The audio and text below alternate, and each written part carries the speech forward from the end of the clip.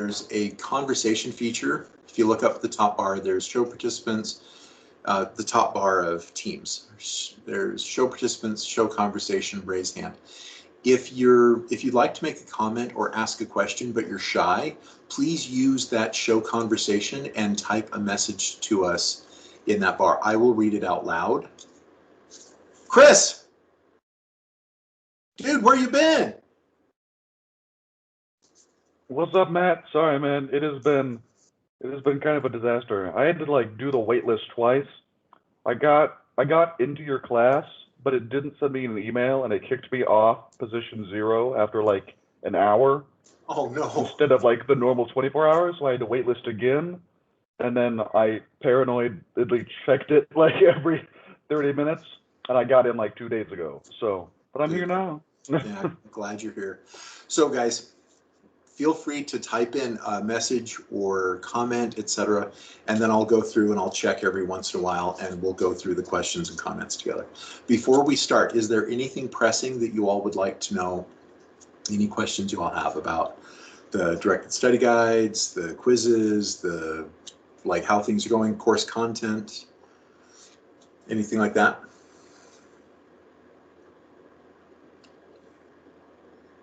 Okay, as they come up, feel free to ask, like raise your hand or ask. I'm a blurter. I'm the kind of guy who will just open my mic and say, hey, dude, what about this?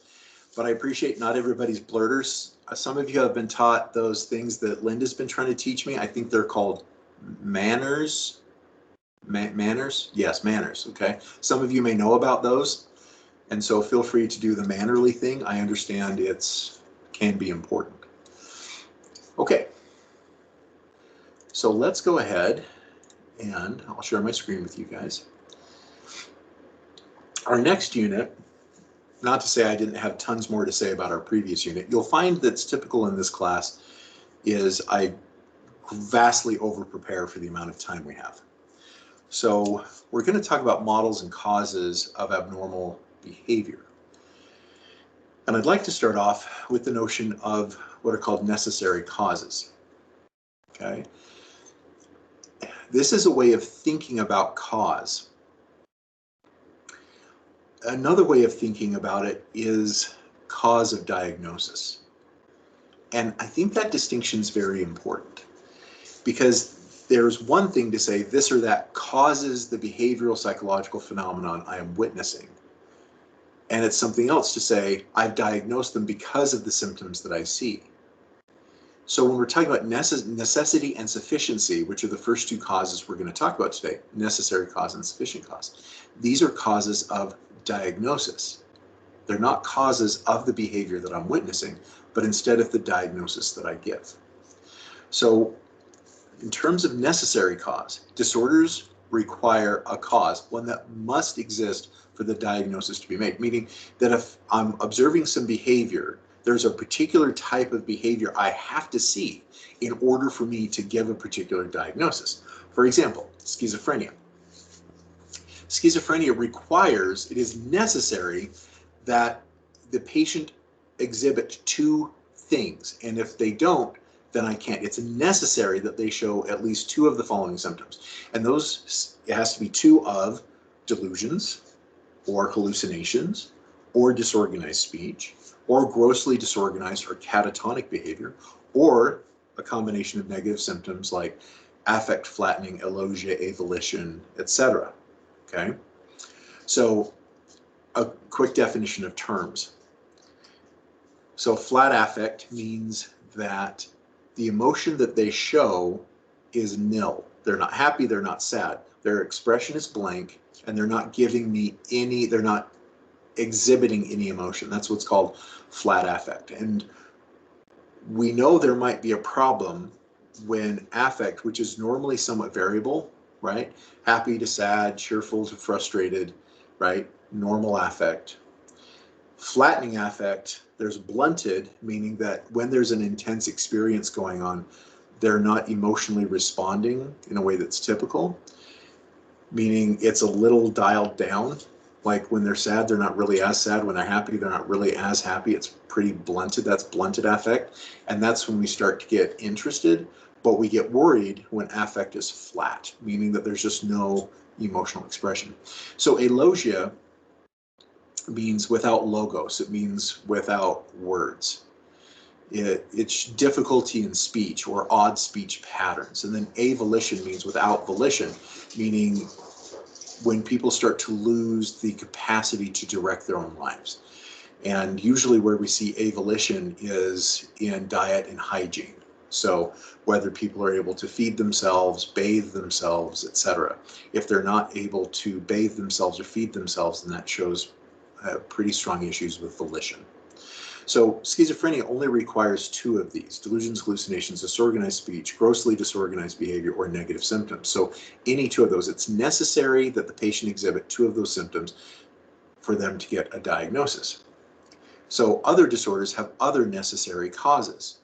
For example, there are two diagnoses in the DSM that are often confused for one another. Well, there's a whole bunch, but two I'm going to mention, and that's bipolar type 1 and bipolar type 2. They're very different disorders, but they're often just called bipolar, which leads to a fair bit of confusion. It is necessary in bipolar 1 for the patient to have a manic episode. Period, end of story. Just mania is necessary for bipolar 1, okay? So many times people think that bipolar means mania to depression, and it doesn't necessarily mean that. You can have mania to normal affect, what's called euthymic, right? Normal to euthymic or even mildly dysthymic. But here's normal, the pattern is up into mania. That's bipolar 1. Now you can descend into depression, but mania, there has to be mania by history in order for a bipolar 1 diagnosis to be given.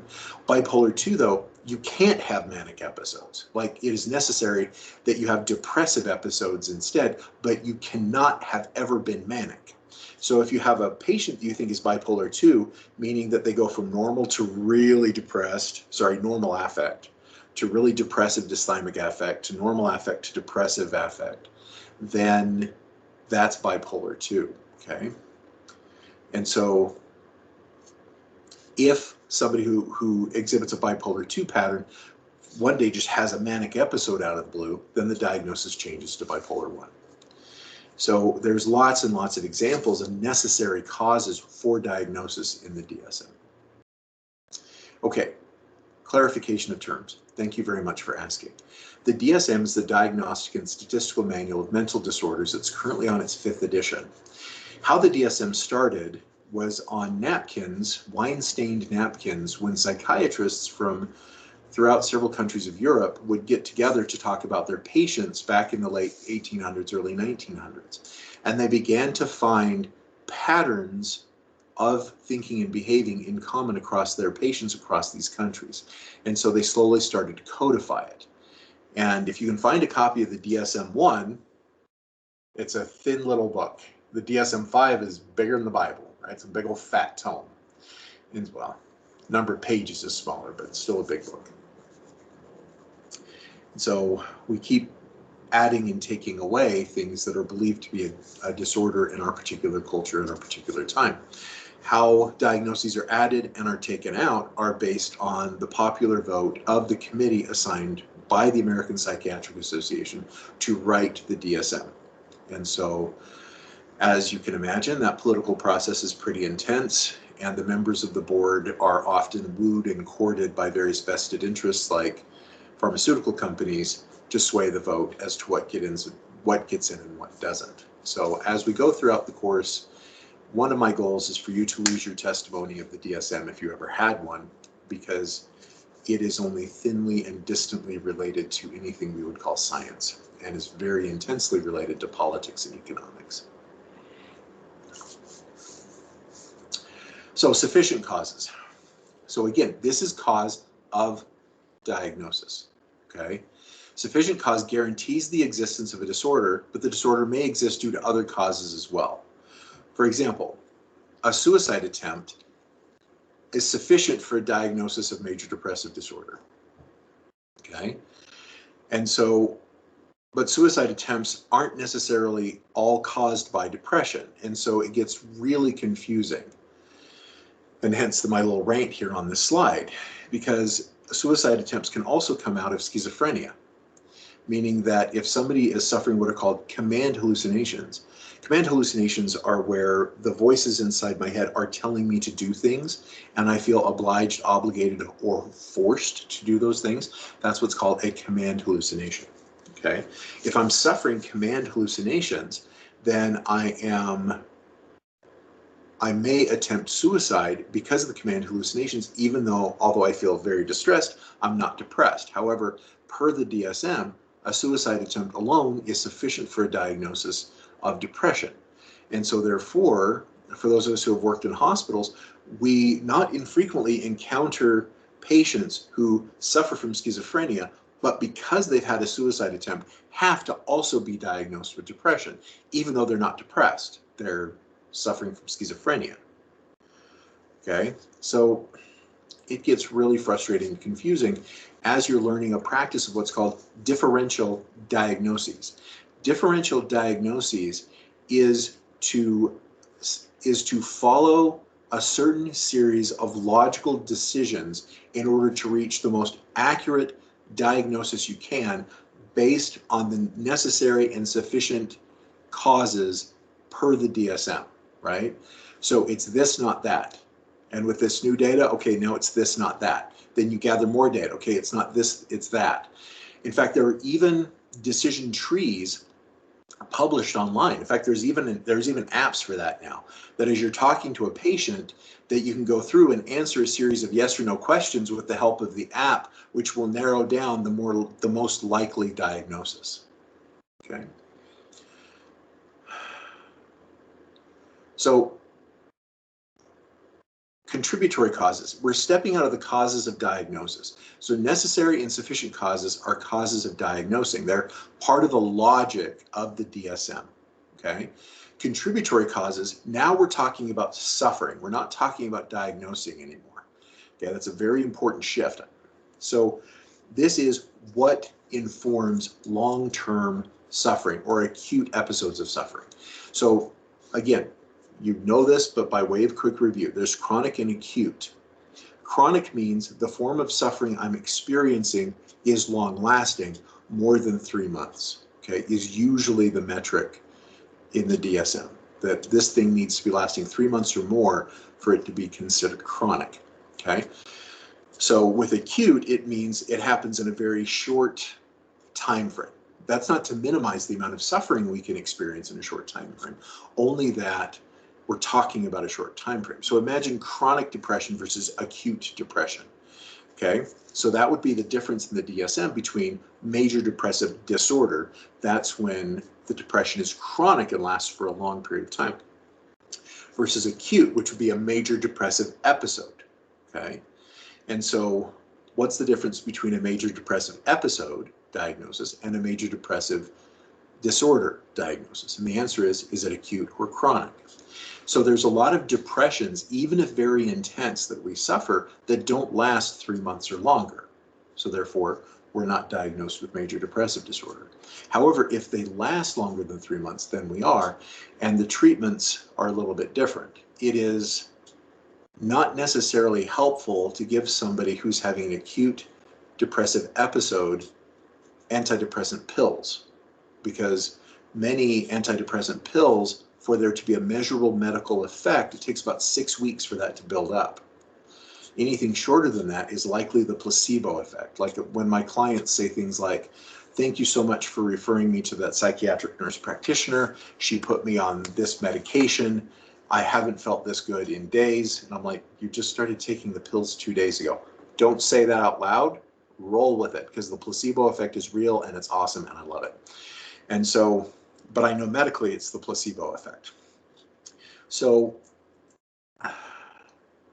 if it takes 6 weeks for something to build up and the acute episode may only last a month, by the time they're actually receiving medical benefit from the pills, the acute episode is past. So therefore, one of the guidelines when it comes to prescribing antidepressant medication is to wait to see if the acute episode, the major depressive episode, lasts longer than 3 months.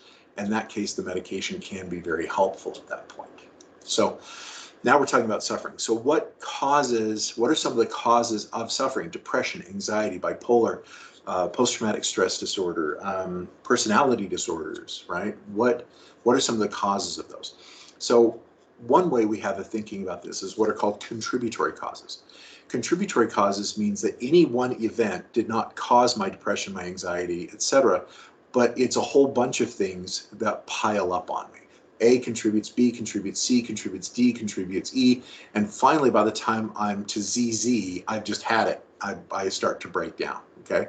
That there's just been 48 things in my life that have just slowly nibbled away at me. And so if these particular issues pile up, then the chances of suffering chronically increase. So, for example, I am, as far as I know, the only psychologist who is not anti-spanking. I'm very cautious, and spanking, if it's your go-to, then come to me for parenting classes. Because there's a belief that you spank a child once, they become a serial killer. You spank them once, and it's going to destroy their self-esteem. Corporal punishment does not cause abnormally violent behavior. It is a form of modeling, right? If I swat my kid's butt every time they misbehave, then I'm teaching them that swatting is a way to control other people's behavior. So if that's all I do, then I'm likely teaching aggression and I'm decreasing esteem, right? I'm decreasing the safety in my relationship with my kids, so relational esteem, as well as their self-esteem, right? Because my go-to is swatting their butts or grabbing their ear, or hitting them with a belt, right? That doesn't help. And so what we find is that people who have parents whose go-to is corporal punishment, that is correlated with a greater and greater increased chances of various problems in adulthood, the more and more corporal punishment is relied upon by the parent, right? That these acts of corporal punishment then build up over time. So issue W, like corporal punishment, may not cause Y, major depressive disorder, unless tons of W, corporal punishment, happens. And that can happen with a lot of things, right? Poverty, neglect, Russell Brand he's a British comedian. He has a very colorful book on addiction, and he should know. Poor guy's been in and out of rehab a bit. And he makes a compelling case. He says, if you want to have a war on drugs, don't arrest the drug dealers or the drug suppliers or those who take drugs or possess them. He says, if you want a war on drugs, have a war on trauma and abuse. And trust me, as somebody who's done a lot of addictions work, 90% of what I do or more is just trauma work. Like I have clients where we haven't talked about their drug of choice or their alcohol in 2-3 months of treatment, because that's just a response to the abuse they suffered over time, right? So contributory causes may not cause addiction themselves, but the more these things happen, the more likely there is for somebody to suffer depression, anxiety, right? Compensate with addiction, etc. So necessary cause, sufficient cause, contributory cause. Necessary cause, if disorder Y occurs, then causes X, Y, and Z must have preceded it, right? If I'm giving this diagnosis, then there are these things that were necessary for me to give this diagnosis, right? That these symptoms needed to be exhibited by the patient before I give the diagnosis. Sufficient cause. If symptom X occurs, then disorder Y also occurs, meaning this alone is sufficient for me to give a diagnosis. And then contributory causes means if cause X occurs, like trauma, for example, the probability of disorder Y, PTSD, depression, anxiety, etc., increases. Okay, so let me check to see if there are any comments. There are not yet. Okay, so again, feel free to type those out in the margins as they come up, or put your hand in the air like you're a true player. Okay, so it complicates things. So we're still talking now about causes of suffering. Distal causes. Distal cause, and there are many of my colleagues who assume distal causes. Distal causes means that my major depressive disorder is caused by things that happened in my past, or my generalized anxiety disorder, my bipolar disorder, or my PTSD, that there was something in the past that is now causing the suffering in the present. So distal, it means it's far away. So flashbacks from abuse, for example. So this particular picture, for those of you that can see my screen, is of a toddler that was beaten by his stepfather repeatedly. So it's blacked out his eyes. You can't quite see it clearly in this image, but the entire sides of his head are bruised from his occipital lobe down through his prefrontal cortex on both sides. And the blood is drained around his eyes. And so his eyes look like they're really blackened and bloodshot. And he was struck in the face on the right side. So this is a child that was removed from the home because a family member, not the husband or wife, but a family member stopped by and happened to see the state of the baby and called the police. So those who believe in the distal cause will say, okay, because this child has suffered this horrible abuse, then in the future, they're likely to have a problem, right? Usually the way psychologists look at it is the other way around. Meaning if I've got a client who comes in to talk to me and they're suffering anxiety, depression, a trauma reaction, etc., then the cause of that is in their past. Right? So there are those who suffer flashbacks from various forms of abuses that they have suffered or perpetuated. So what do I mean by that? A couple of examples. Like working in prison, when the men would wake up in the middle of the night with nightmares, it was sometimes because they were flashing back to the abuses they suffered as a child, right? Other times they were flashing back in the forms of nightmares to the abuses that they perpetuated on other people. So one young man, for example, I was working with, wanted to be the member of, we would call it a gang, but that's not the way they considered it. So a group of men who wanted to prove how trustworthy they would be for one another in the drug trade by committing crimes that then the other men would have evidence of. So therefore, nobody talked to the popo, nobody went to the police, because they all had hard document proof on the crimes of others. Right? So there was one man who was formerly a member of this group who betrayed them by getting addicted to the drugs that they were dealing and became very unreliable and started taking money from the collective for his own ends and basically ripping the other guys off. And so they invited him to a party, and my client, my future client, was a prospective member of this group.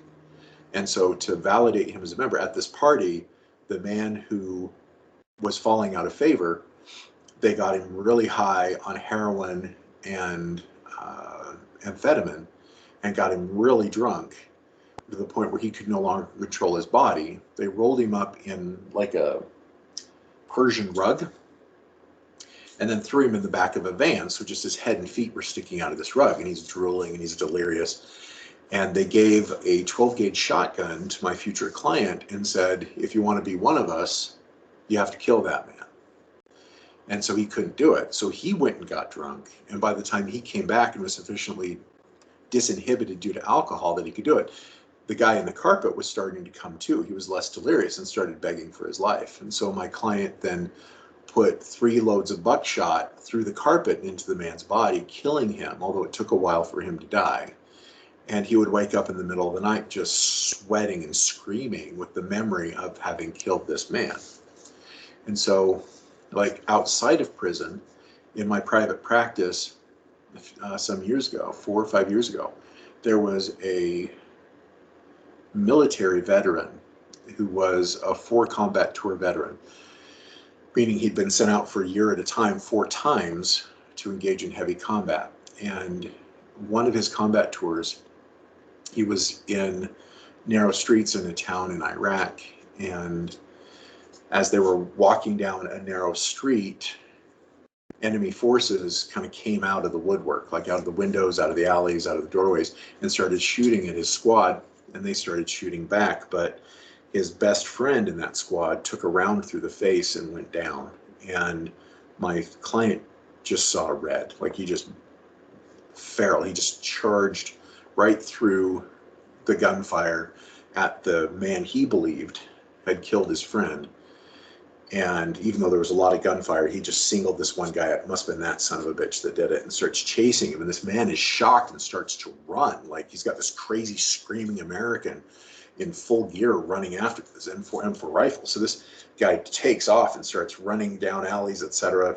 And eventually my client catches up with him, and the guy drops his AK-47, the enemy, and he comes running up, and the man's face wrap had fallen off, and he sees it's like a 14-year-old kid, but he was seeing red, and he just unloads his M4 rifle at nearly point blank range into the kid's face, basically removing his head from the lower jaw up, just takes his head completely off. And so he would wake up in the middle of the night flashing back to that trauma of having killed somebody in that fashion. And so I want to open you guys up to the possibilities, because our habits as psychologists is to assume that people flash back to the harms that were done to them. The diagnosis for post-traumatic stress disorder, and again, we'll talk about it later in the semester, and I'll share a pretty heartbreaking case study then, is that it's anytime you're witnessing harm or potential or actual loss of life, whether it's against you or against somebody else, it still counts as one of the predictors of PTSD, one of the possible symptoms of PTSD. So in fact, it's actually a necessary symptom. You had to have been around harm or loss of life in order to be diagnosed. It's criterion A. So proximal causes is not looked at as frequently in therapy. It can be, especially when it's obvious. So traumas right here, right now, cause problems, and sometimes they become chronic, right, lasting, and sometimes they're acute, meaning that the bad stuff happens right now and I suffer for a couple weeks to a few months after that, and then life kind of gets back to normal. Other times what happens now can leave lasting scars and shockwaves for many years. It becomes chronic. So one of the things is they don't necessarily need to be traumatic. There is we'll talk about this more later in the semester.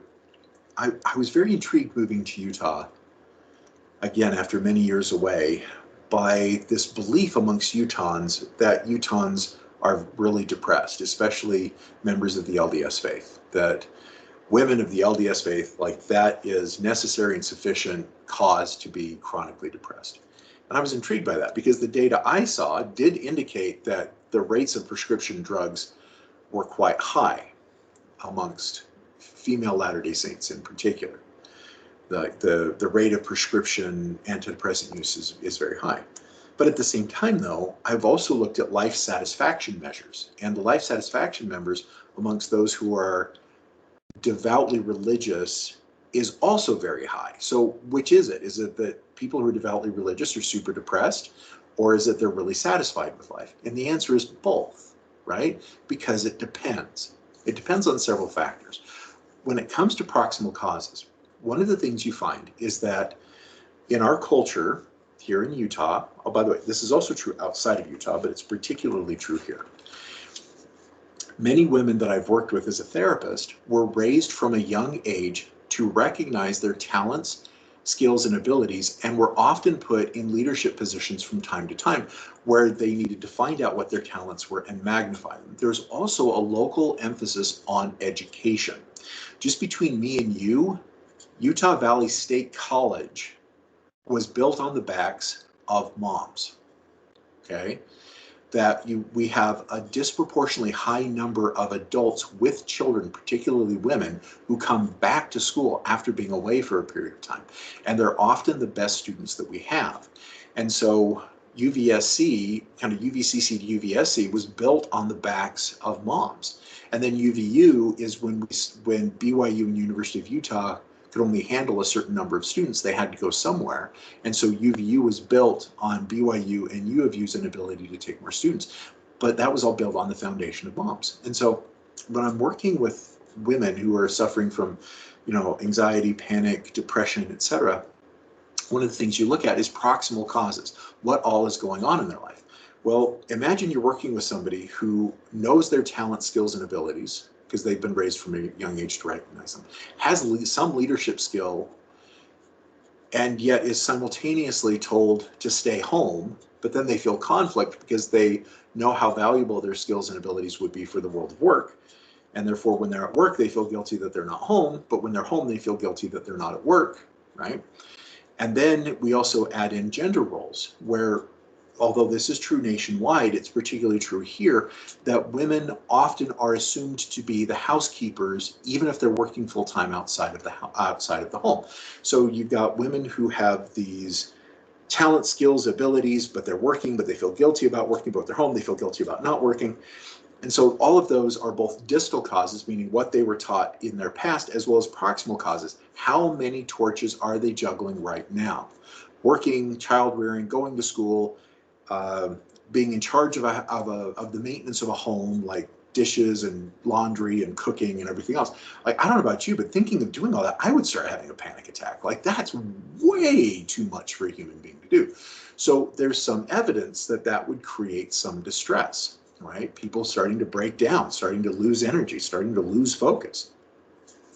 Now, at the same time, though, away from proximal causes, like I would encourage those of you who are going to be therapists to look at what's all going on in the client's life right now. You don't need to look at their childhood to say, wow, you're juggling 6 really heavy torches right now. No wonder you're anxious and depressed. Okay? But when it comes to other factors to be aware of, we did a study 5 years ago where I was very curious about this contradiction between high life satisfaction and high antidepressant drug use rates in Utah and the surrounding states amongst Latter-day Saint men and women, particularly women. And so here's what we did. We did a study where we looked at, and we'll talk about this more later in the semester, but we looked at education, income, access to healthcare, health insurance, and then religion. And we polled everybody, whether or not they were LDS. And what we found is that when we looked at education, income, and access to healthcare, the relationship between Latter-day Saintism and antidepressant drug rates went to 0. What was actually informing, if you will, causing the high prescription rate amongst LDS women is that they're well educated, have health insurance, and have a higher income than average. So hey, when Matt. we can, yeah. Esmeralda has a question. Oh, excellent. Oh, Esmeralda, that's a great question. So let me finish my point and then I'll answer that question. Thank you, Linda, for calling that out. And so again, to reiterate, when we controlled for the variables of education, income, and access to health insurance, the relationship between religiosity and prescription drug use went to 0. Okay, so that's something a lot of people didn't know, and many people, when we started presenting that, were quite surprised. Like, there was even a documentary that came out a couple years before we did the study called Happy Valley, and on the cover of the DVD is a Jello mold, a green Jello mold with pills floating around inside of it, right? It's like this, everybody has the facade of happiness, but everybody's secretly miserable and on drugs. On the one hand, yeah, that happens. On the other hand, not for the reasons many people thought. Okay, so to Esmeralda's question, how can we differentiate between distal and proximal causes as the real problem in session? One of the things that I would like you to consider, Esmeralda, is an either or and an all at the same time, okay? In what ways are my client's sufferings distally caused and proximally caused all at once? And if you have that mindset, tell me about your mother, like that classic psychiatrist joke, the first thing you do is you sit down and the psychiatrist says, tell me about your mother, right? So let's talk about your past, let's talk about your childhood, let's do that. And then let's also talk about what's going on here and now in your life.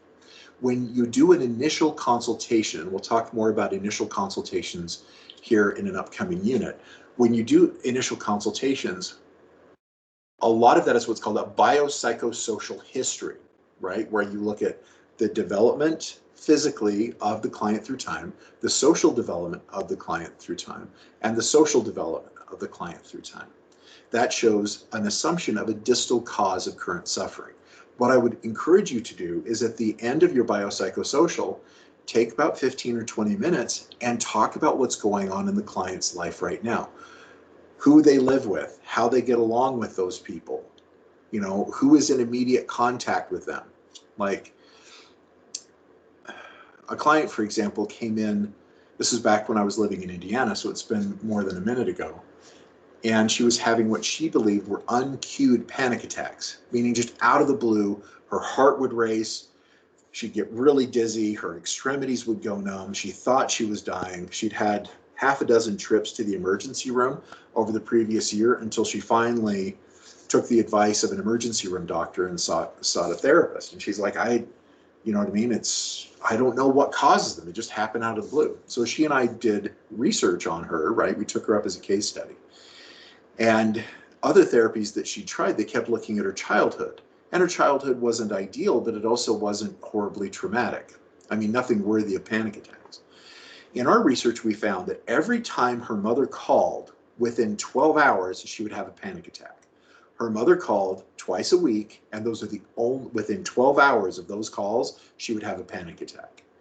And so therefore, we got to wonder, what is the proximal cause, not distal cause, of her panic attacks? Well, it turned out she had one of those moms that would do things like, you know, sweetie, I'm just telling you this because I love you, but you've got the freshman 15, so around the top of your tights, you've got a little bit of a muffin top, and you're never going to get a husband with that little muffin top, right? Now, I know all the guys in the room are saying, but the top of the muffin's the best part, right? But that's not the way mom saw it. And therefore, those little criticisms, I'm only telling you this because I love you. I'm only saying this because I love you. And mom would say these horribly critical things. And so she's very loyal to mom. She doesn't want to think bad things about mom. In fact, she felt horribly guilty when the data showed that within 12 hours of mom calling, she had a panic attack, right? That nearly caused her to panic too, because she loves her mother. But it took that kind of effort. So sometimes, Esmeralda, we don't know for a while whether the problems are distally caused, proximally caused, or both. In my experience, they're often both. There's all of the straw of the crap I've gone through in my life, but it's usually something proximal that's the straw that breaks my back, right? Back to the metaphorical straw that broke the camel's back, that it's usually something proximal that causes me to break down, even if I've got loads of stuff due to history. So I hope that helps. You're welcome. Okay, so let's complicate it even more. Some of you are wondering, like, Matt, you're just teaching us out of the book. Would you get to the good stuff already? Okay, here's what the book doesn't tell you. And this is very unpopular because it, amongst my colleagues, when I teach these principles, when I'm doing therapist trainings, therapists in training get upset because it feels like I'm blaming the victim. I'm not. But if we take this off the table, we're disempowering the victim. Sometimes our issues are consequent to our own choices. Okay? When and how have we hurt ourselves, guys? When and how have we done things that we knew were against our own best interest and we did them anyway? How many times have we done things not knowing how they would blow up in our faces, right? Where we didn't know that this was going to end in disaster. And so one of the things that can be important, I don't necessarily lead off with this, but can be important, is helping people embrace that they are not victims of their own past, that they're not victims of their own history or trauma. At the same time, though, we are creatures of habit, and habits are hard to break. When I have certain habits that then cause my mental health to erode, it's really hard to break those habits because some of them are very long lasting. I'm very blessed with colorful friends, and I have many of them, and I love them dearly. And I have friends who go from toxic relationship to toxic relationship to toxic relationship. I'm pushing 50. Many of my friends I've known since I was a teenager, and just watching them do it for decades. Why? Because they have certain habits of relating, and it's hard to break those habits. Okay. The other thing is, how many times, for example, have you dated somebody and on the surface they were ideal? After a few weeks of dating, they were great. And then you didn't start seeing red flags until 3 months in. Some people I know have gotten married and the red flags didn't start until after a few years of marriage. We didn't know that this was good. There was no way we could know that things were going to end badly. Like, there's a running joke here in my house, and for those of you that end up being roommates of mine, you'll see it and probably joke with me about it too. I am a man of schedules, not necessarily in an OCD way, but I go to bed around a certain time and I wake up at around a certain time and I work out 6 o'clock every morning. I'm awake and I work out for an hour, Monday through Friday, right? Sometimes Sunday through Friday. And I do that. Now through the rest of the day, I'm somewhat scheduled and pretty impulsive, but there are some things that I'm just on lock because I've learned the hard way that if I don't do this, I suffer, right? I don't have caffeine. Like, this needs to be gone within 17 minutes because I don't drink caffeine after noon. And so I've had to learn the hard way that these little choices can matter in terms of my insomnia, my depression, or my anxiety, etc. And sometimes it takes paying attention to what informs our suffering for us to learn not to do those anymore. The other thing that I would like to... Matt, Headphones. hey, sorry, I put my hand up, but I guess maybe it doesn't signal. Not to perhaps oversimplify it, but so obviously, like, you and people around you can be the cause of like suffering and mental illness and whatnot.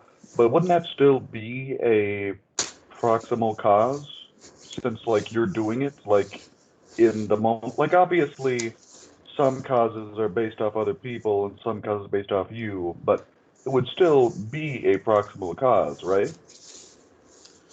Very much so. That's a very good point, Chris. Because part of what I'm responding to is the book limits the sources of our suffering to history, our past, and our biology. Right? What the book doesn't mention is context and agency. Right. And so therefore, that's what I'm responding to. We'll get more in that as we go through this unit, is there's so much more to our world and our lives than just our past and our biology, right? Part of that is our choices. Now, there are some things I can choose and some things I can't. I can't choose the past that I had, right? I would, to use more poetic language, when I was born, I was thrown into a world, right? I was just squeezed out of mom and popped right into a world. And there was not a world of my making. I didn't choose any of the world that I was forced out into, right? I was just ejected, thrown into this world. And this world already had tradition and morals and religions and politics and economics and blah, right? War and poverty and everything else. I was just spat out into this world. So a lot of the world that we experience growing up is well outside of our agentic control. It's the world that we're thrown into. What's interesting, though, is looking at what people do with the worlds they are given. And that's something psychologists just keep taking up as a mystery. They're like, oh, well, it's resilience. And then you ask them what causes resilience, and they say, oh, biology and history, right? They keep resorting to that. They're like a two-trick pony. There are so many other things going on in terms of what informs our suffering than just the past and biology.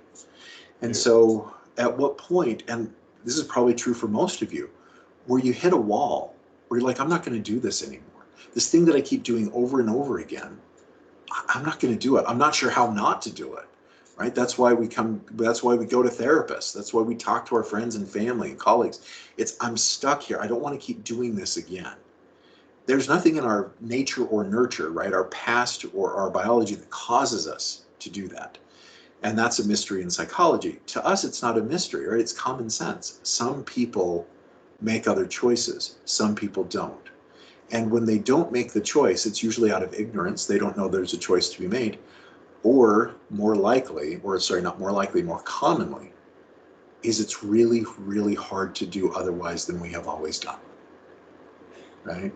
We've got habits, and these habits are hard to break, and we often need help breaking them. So that's where therapy comes in from a more humanistic frame. You're not necessarily the victim of biology and history, although both are extremely important.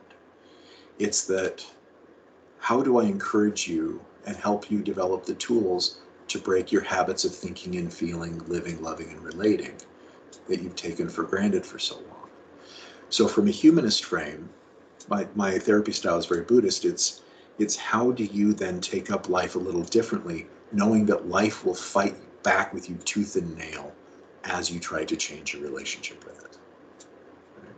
It's an act of courage, and hence a lot of therapy is encouragement.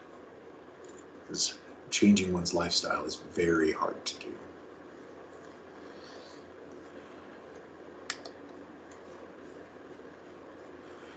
Okay, for some reason my cursor really likes William Seow's face and will not budge from it. So William, whatever spell you've cast on my cursor, there it is. Thank you. Appreciate you releasing it. Okay, but we only have a couple of minutes left. There is something else though that is more commonly thought of by my peers, and that's our suffering is sometimes consequent to the choices made by others, and in other cases we are spared from suffering because of somebody else's choices. Like, as fond as I am of my paternal grandfather, he was pretty horrible to my dad growing up. My father and my paternal grandfather didn't speak much until my paternal grandfather died, and unfortunately for good reasons. My grandfather was a vastly, nearly infinitely better grandfather than was father. You know, he had stopped drinking by the time I came along. He had humbled himself. He was living life authentically, but that's not the man my father knew. But it took losing a child, like my dad having nothing to do with his dad, and then my grandfather nearly losing my grandmother because she had had it, for him to learn to change his behavior. So he, although he could be pretty hot-tempered with us grandkids, he was never cruel and never arbitrary, unlike how he was with my dad. And so my father, having been raised with a physically violent man, I can count that many times. Those of you who can't see my fingers, 4 times my dad struck me in anger, and I was a difficult kid.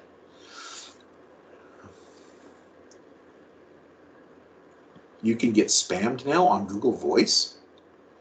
Okay, sorry, I don't know if you guys heard that, but it's just like, hey, you've got this call coming through. So we're out of time where I tell you the story of the diabolical suit. But one of the things that is missing in psychology is a discourse on human agency. And the reason why is because agency is it's not an empirical event, right? We can't measure choice. We can measure the outcomes of choice. But there's a strong bias against the phenomenon of choosing. And there's a lot of philosophies about choice that my colleagues who assume choice isn't possible assume, when there are better assumptions that they could make. Like Daniel Dennett, for example, is a famous cognitive psychologist who argues that human agency, human capacity to choose, is an illusion. And he's got a lot of followers. I think Daniel Dennett's misinterpreting his own data. I think he's taking it up from a very black and white choice determinism. Determinism means we don't really have choice in our world, right? Free will and determinism is an artificial debate, and he takes up his data from that frame. He doesn't look at human beings holistically. So on Friday, we will continue our discourse. We'll talk about the diathesis stress model, protection and resilience, etc. So in closing, let's see if there are any comments. And you're welcome for the example, Esmeralda. So anything in closing, my peers? Will we still get to learn about the exciting looking suit of armor? Oh, that's actually a picture of Faust. Faust making a deal with the devil. And that's even more interesting, and I really feel we should discuss it. Okay, would you remind me next time, and we'll talk about why Faust is an important metaphor to me about how we regularly make deals with devils we don't know are diabolical, how we often sacrifice our well-being to little devils that we don't know are going to slowly erode our welfare. Okay, so if you'll remind me, I'll be glad to go over that. So Hey, thank Matt, you can I make an for pointing that announcement? out. Please announce away. So all of you guys, or I guess not all of you, but some of you have been contacting me through Canvas, and sometimes my phone doesn't tell me you guys contact me or anything that happens via Canvas. So if you want me to respond quicker, I would prefer sending an email. So if you want to email me, I will get it quicker, and therefore I'll respond quicker. So just write that down or remember it. It's in the syllabus, so yeah. Thanks, guys. Yeah, and I chuckle because I have a 24 to 48 hour delay. Like, if Brooke were to send me a message right now, I'd probably get it day after tomorrow. So I just assume nothing's a crisis. And so if it's important, email us directly on our university email accounts. If it's not a crisis, we'll get to it in a day or two. Okay, thank you everybody for hanging out today, and we'll look forward to seeing you on Friday. So bye-bye, everybody.